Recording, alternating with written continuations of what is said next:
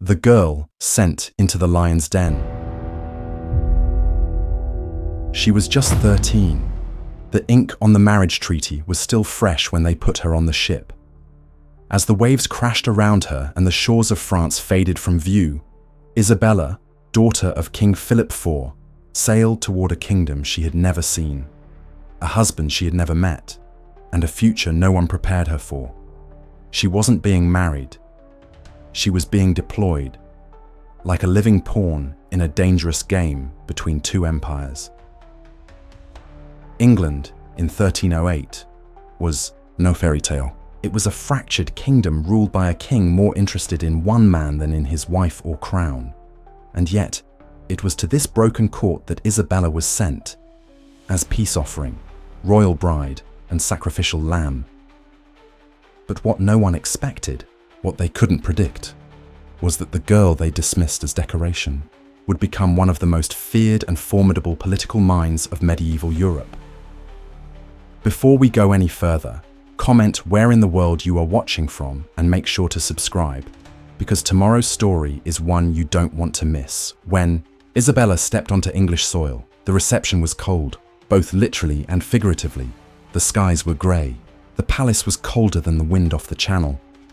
But nothing chilled her more than the look in her new husband's eyes.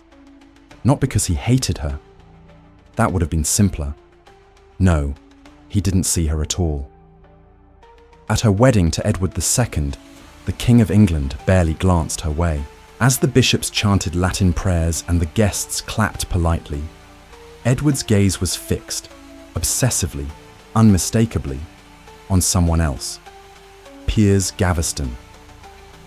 A nobleman from Gascony, charming, flamboyant, and deeply unpopular with the English nobility. He wasn't just the king's favourite, he was the king's obsession. Edward gifted him lands, jewels, titles, even the royal seal. While Isabella stood before the altar, Gaveston held her husband's heart. Imagine it.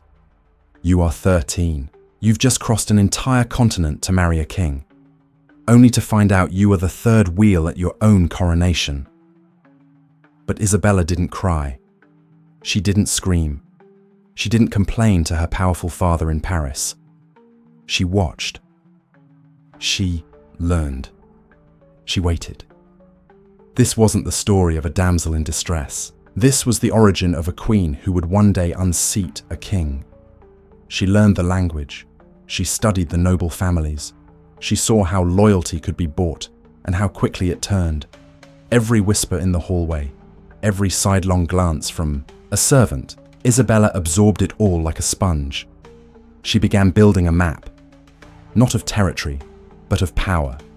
She was dismissed as just a girl. But the truth was, Isabella of France was a strategist in silk, and this was only her opening move. The great halls of Westminster Palace were draped in gold and crimson that winter day. Nobles from across the realm filled the pews. Latin hymns echoed through the stone columns. A royal wedding was supposed to be a moment of grandeur, of celebration. But for Isabella of France, it felt like standing center stage in a tragedy she hadn't auditioned for. She wore a dress that shimmered like moonlight. She was just 13, but poised like a princess trained since birth, because she had been. Her dark eyes scanned the crowd. The English court, tall and silent. The French envoys, stiff and ceremonial. And next to her, the King of England. Edward II. He was 24, tall, lean and handsome, in a way that looked better from a distance. But up close, Isabella noticed what others ignored. His detachment, his coldness, and most of all, his distraction. Because standing just a few steps away, Piers Gaveston smiled back at Edward like no one else existed. Piers Gaveston was no stranger to scandal. Son of a minor Gascon noble, he had risen through the ranks by sheer force of charm, daring, and something far more dangerous: Edward's obsession. Before Isabella had even arrived, Gaveston had been banished by Edward's father for being too close to the prince. The rumours were not whispered, they were sung in taverns. Gaveston's return after the coronation was not a royal invitation. It was a reinstatement of intimacy, and at the wedding, the one meant to unite England and France, Edward gave Gaveston Isabella's wedding gifts. Let that sink in. The jewels meant for the Queen of England were handed over to her husband's lover. A gesture not of affection, but of humiliation. At the altar, the bishop read the vows. Edward barely mouthed the words. When the ring was slipped onto Isabella's finger, his hand trembled, not with passion, but with impatience.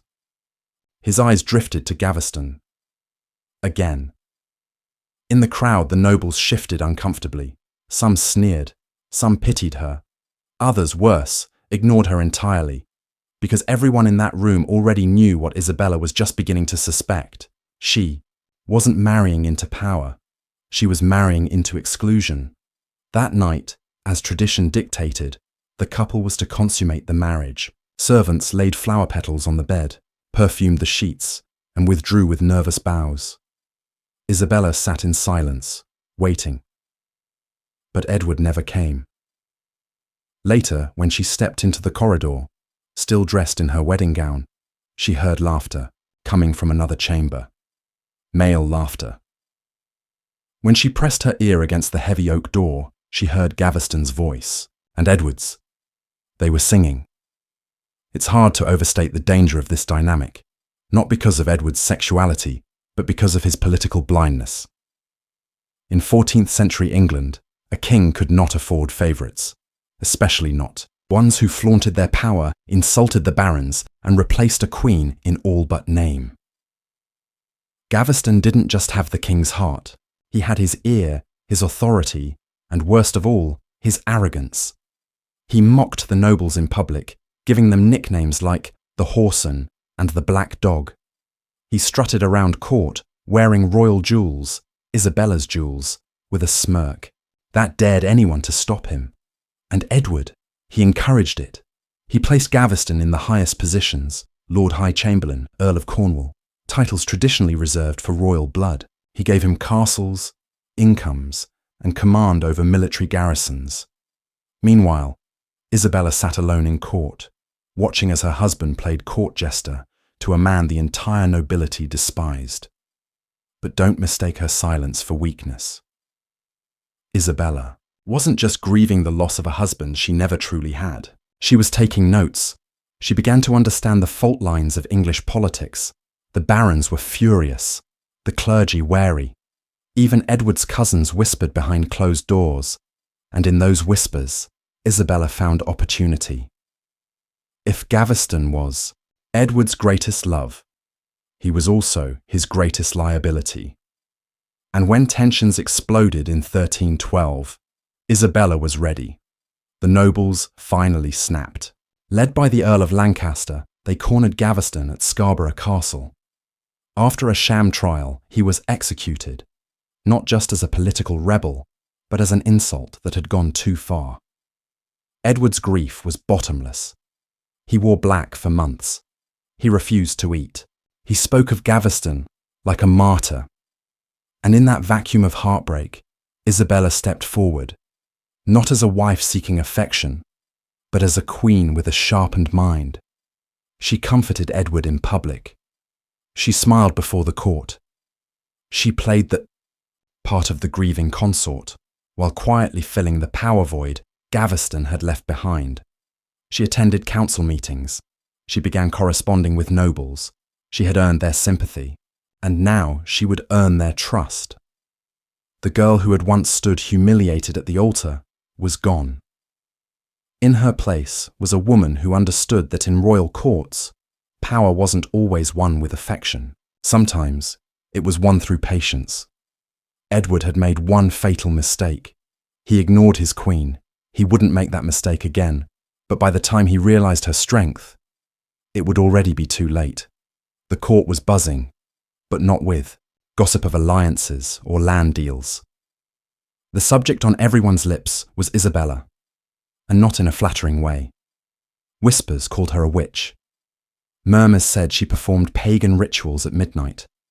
And worst of all, vile rumours claimed she'd dabbled in bestiality. These weren't mere rumors. They were political weaponry. In a world where a woman with brains and ambition was already suspect, these claims served to utterly dehumanize her. Isabella soon realized that these lies didn't gain traction because they were believable. They thrived because they were sensational. Every whispered nightmare, repeated in cathedral halls and tavern songs, chipped away at her legitimacy. Yet amid the whispers, she stood tall, silent, observing, didn't need to deny them. The more absurd, the more desperate they looked. Instead of collapsing under the weight of defamation, Isabella adapted. Whenever she walked the halls of Westminster, whispers quieted and eyes followed, not in scorn, but in respect. She met rumour with poise. She wore their fear like armour. When cunning nobles mocked her, she smiled. Let them howl, she might have thought. I sharpen my claws. Those who planted the lies were losing control. Their reactions began to feel overplayed, even absurd, precisely because Isabella held steady. In 1325, Isabella crossed the Channel under the banner of diplomacy. But her agenda ran deeper. She took her 13-year-old son to France and refused to return. I will not return while the wolf remains in the fold, she declared, thinly veiled in metaphor, dripping with power. In Paris, Isabella found sanctuary and support. Nobles saw her not as a tainted queen, but a brilliant strategist, mother, and legitimizing force. She didn't retreat, she redirected. It was in France, stepping into her full identity beyond scorn, that Isabella began staking the future. Not as a refugee of rumour, but an architect of revolution.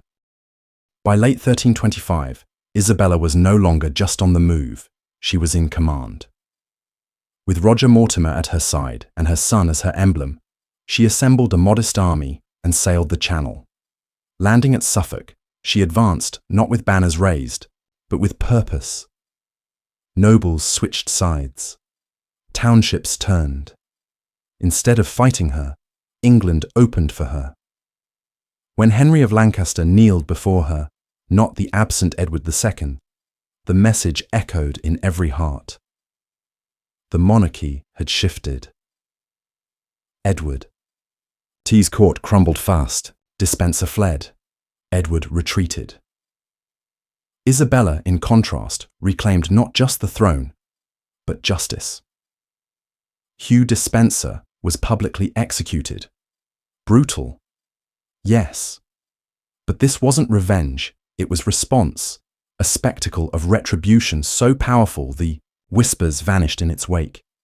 Edward II was forced to abdicate in favour of their son. Isabella stood at the helm, not as a scandal, but as sovereign. The city of London had never seen a queen like Isabella. She entered not as a consort, but as a conqueror. The people cheered her name. The same citizens who once whispered filth now hailed her as saviour. Bells rang. Nobles knelt. The woman once called a beast had become the very force that cleansed the kingdom. But Isabella didn't let the applause distract her. She knew, as long as Edward and Despenser lived, the war was not over. Edward II was soon captured in Wales, dishevelled and defeated, hiding in a crumbling castle with Hugh Despenser. Despenser's fate was swift and brutal. He was dragged through the streets, hung until half dead, castrated, disemboweled and quartered. His limbs were sent to four corners of England, not just as punishment, but as a message. This is what happens when you try to destroy a queen through lies. The crowd didn't flinch. They cheered. They had seen Isabella rise from slander to power.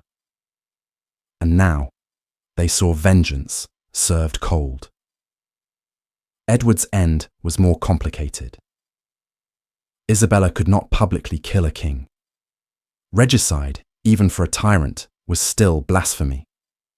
So, she orchestrated something far more elegant, political theatre. In January 1327, Edward II was brought before Parliament and forced to abdicate. He wore black, as if attending his own funeral. Isabella stood tall, draped in royal blue, her son Edward III at her side. The ceremony was brief. The crown passed from father to son, from failed king to rising heir. Isabella did not take the throne. She took the reins. She ruled as regent alongside Mortimer in the name of her son. But shadows don't disappear. They shift. Later that year, Edward II died in captivity. The official report claimed illness. But whispers, ever loyal companions to power, told a different story. They spoke of a red-hot iron inserted in secret, a murder designed to leave no marks. The same people who had once believed she lay with beasts now believed she had engineered a murder so poetic it turned slander into justice. True or not, the message was unmistakable. Isabella had won, completely. She had survived propaganda, shattered a king, and bent a kingdom to her will. But victory is never clean, and it is never free. As her son Edward III grew into manhood, he watched, silently. He saw how power could be seized, controlled, manipulated. He learned the same lessons Isabella had once learned in silence. And in 1330, just 3 years after his coronation, Edward III turned on his mother.